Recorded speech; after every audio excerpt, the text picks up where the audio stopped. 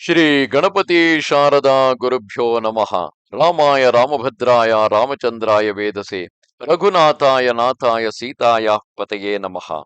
Welcome to all for the session on Ramayana to chapter 21 of Uttara Kanda, in which we will see Ravana going to the nether regions to challenge Yama following the words of Narada. Narada, at the same time, is so curious to know what will happen if Yama is defeated in the hands of Ravana, so he too went down to the nether worlds.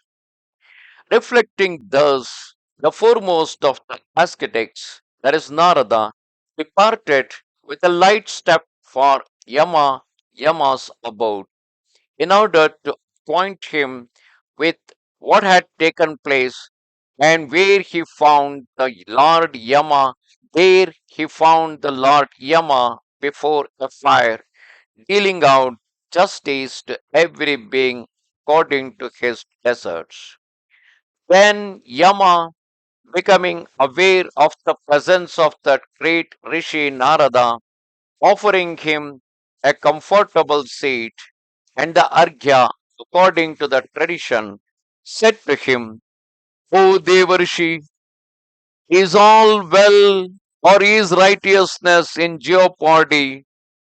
Wherefore have you come here, you who are revered by the gods and Gandharvas? Thereupon Narada, best Rishi, answered to Yama, saying, Hear what I have to tell you and do what you consider fitting. That ranger of the night, named Dashagriva, is coming here to overthrow you by the force of his will, though you are invincible.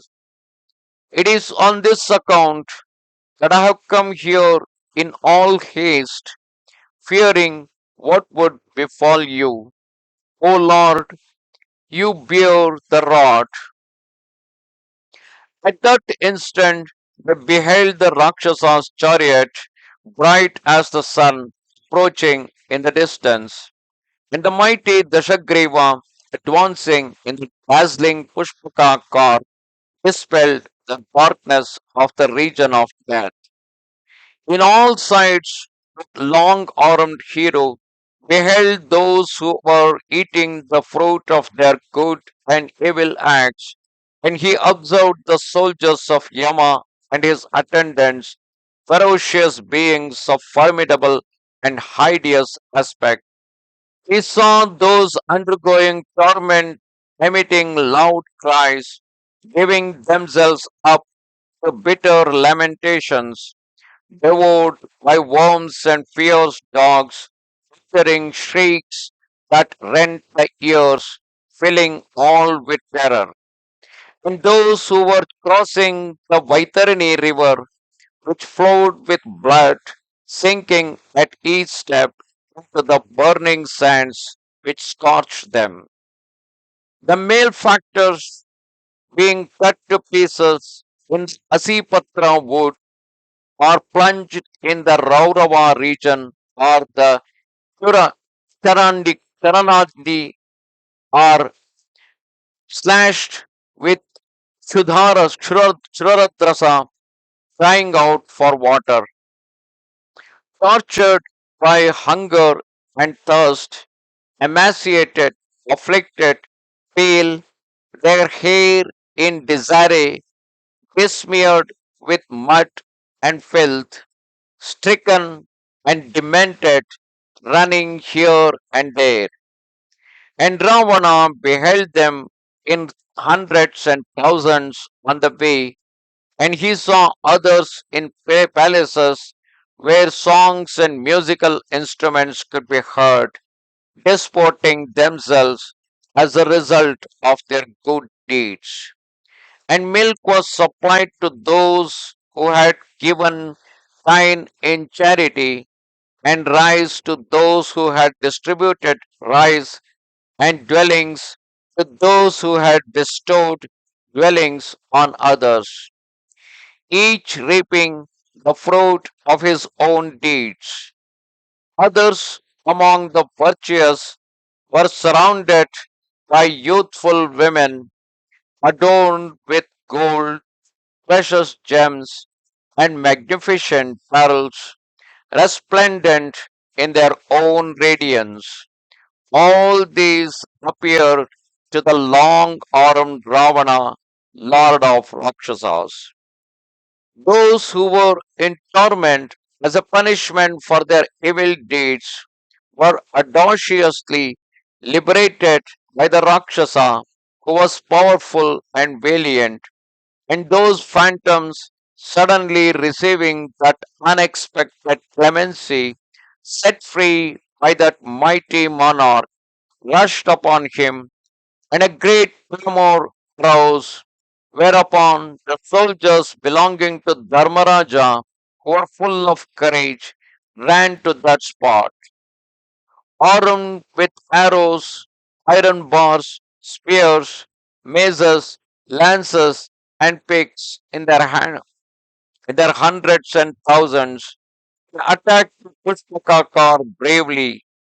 Seats, upper galleries, floors, and arches were rapidly demolished by those warriors who fell upon it like a swarm of bees. But the celestial aerial car, though broken, was indestructible and resumed its former shape through Brahma's power.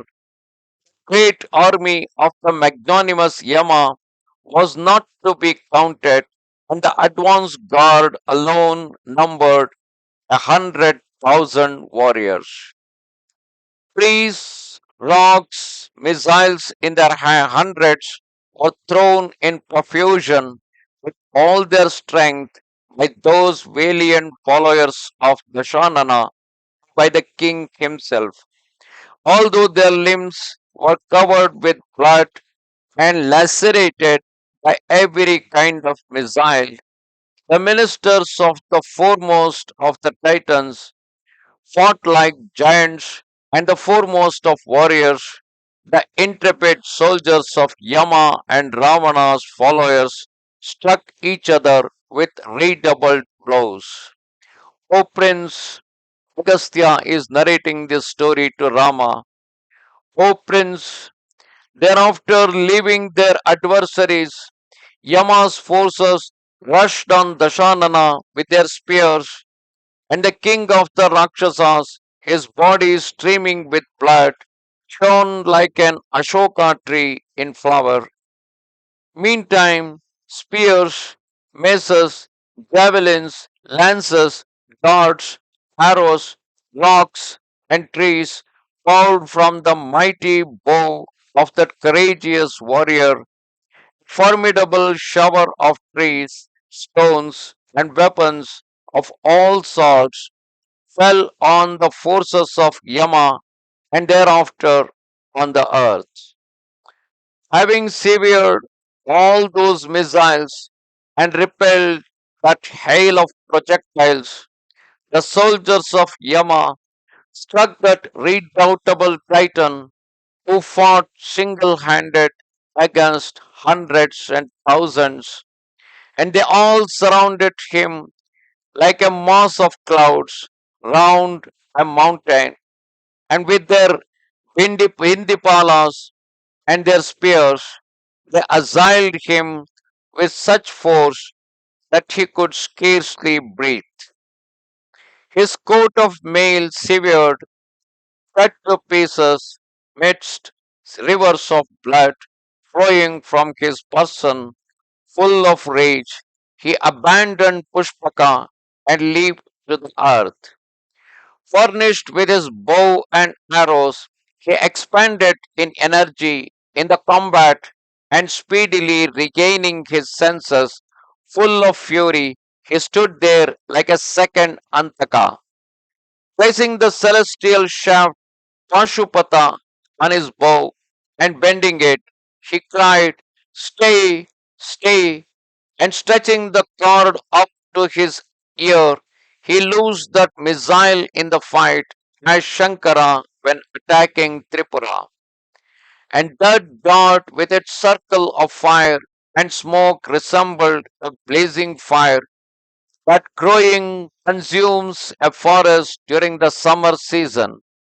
With its crown of flames, that shaft, loosed by that eater of flesh, Ravana, ranged the field of battle freely, reducing the bushes and trees to ashes.